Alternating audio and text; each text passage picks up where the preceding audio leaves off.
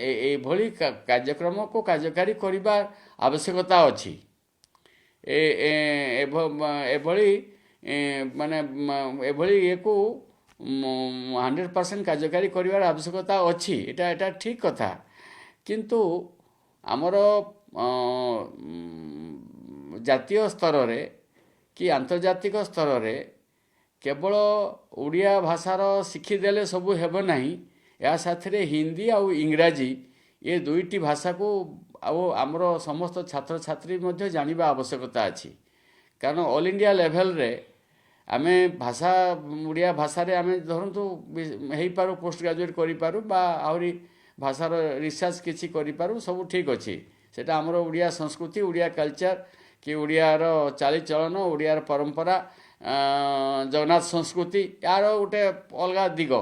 କିନ୍ତୁ ଓଡ଼ିଆ ଭାଷା ସହିତ ହିନ୍ଦୀ, ଯେଉଁଟାକି ଆମ ନ୍ୟାସନାଲ୍ ଲାଙ୍ଗୁଏଜ୍ ଭାରତବର୍ଷରେ, ଆଉ ଇଣ୍ଟରନ୍ୟାସନାଲ୍ ଲେଭେଲରେ ୱାର୍ଲଡର ସବୁଠୁ ରିଚ୍ ଲାଙ୍ଗୁଏଜ୍ ଇଂଲିଶ, ଆକୁ ମଧ୍ୟ ଆମର ପିଲାମାନେ ଭଲକି ଜାଣିବାର ଆବଶ୍ୟକତା ଅଛି। ଯୋଉ ଚିଠି ଗୁଡେ କରିବା ପାଇଁ କୁହାଯାଇଛି, ସବୁ ଚିଠି ହେବ ଓଡ଼ିଆରେ, ତା ସମ୍ଭବପର ଏ ସରକାର କରିପାରିବେ? ପୂର୍ବରୁ ମଧ୍ୟ ସି ଆଜି ତ ଘୋଷଣା କରିଦେଲେ, ତାର ଯେତେବେଳେ ଆପ୍ଲିକେସନ୍ ହେବ, ତାର ଯେତେବେଳେ ୟୁଟିଲିଟି ଆସିବ, ସେଇଟା କେତେ ପରସେଣ୍ଟେଜ କେତେ ପ୍ରକାରରେ ହେଉଛି, କେତେ ପରସେଣ୍ଟେଜରେ ହେଉଛି, ତାକୁ ଅନୁଭବ କରିବା। ଘୋଷଣା ତ ଆମେ ସବୁ କଥାରେ କରିଦେଲୁ, କାମରେ କେତେ ପର୍ଯ୍ୟନ୍ତ କରିବା ସେଇଟା ହେଲା ଦେଖିବାର ଅଛି, ସମୟ କହିବ। ନାଇଁ ଓଡ଼ିଆ ତ କରିବା ଉଚିତ, ଏଟା ମାନେ ଖରାପ କଥା ନୁହେଁ, ମୋ ମତରେ ଖରାପ କଥା ନୁହେଁ, ଭଲ ଜିନିଷ ହେବା ଉଚିତ। କିନ୍ତୁ ଏଇ ଜିନିଷଟିକୁ କାର୍ଯ୍ୟକାରୀ କରିବା ପାଇଁ ଆନ୍ତରିକତାର ସହିତ କରିବାର ଅଛି, ଆନ୍ତରିକତା ସହିତ ବୁଝିବାକୁ ଅଛି। କାରଣ ଆମ ଭାଷା, ଓଡ଼ିଆ ଭାଷା କିଛି କମ୍ ନୁହେଁ ଭାରତବର୍ଷର ଅନ୍ୟାନ୍ୟ ଭାଷା ତୁଳନାରେ। ମାନେ ଯେତେ ଜାତୀୟ ସଙ୍ଗୀତରେ ଦ୍ରାବିଡ଼ ଉତ୍କଳ ବଙ୍ଗ କୁହାଯାଉଛି, ଓଡ଼ିଆ ଭାଷା, ଓଡ଼ିଆ ଉତ୍କଳର ସମ୍ମାନ ଅଧିକ ମାତ୍ରାରେ ବଢ଼ିଛି ଜାତୀୟ ସଙ୍ଗୀତରେ।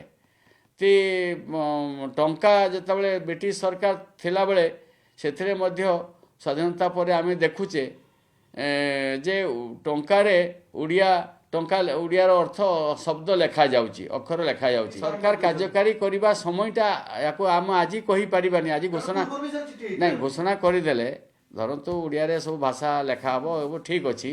ଆମେ ୟାର କାର୍ଯ୍ୟକାରୀଟାକୁ ଆଗାମୀ ଦିନରେ କହିବା। ଆଜି ତ ଘୋଷଣା ହେଇଗଲା ପଲିସିଟା, ନୀତିଟା, ତ ୟାର କାର୍ଯ୍ୟକାରୀ କେତେ ଦୂର ହେବ ତାକୁ ହିଁ ଯଦି ଆମେ ଦେଖିପାରିବା, ଜାଣିପାରିବା, ତାହେଲେ କହିବା ଯେ ନା କାର୍ଯ୍ୟକାରୀ ଠିକ୍ ହେଇଗଲା।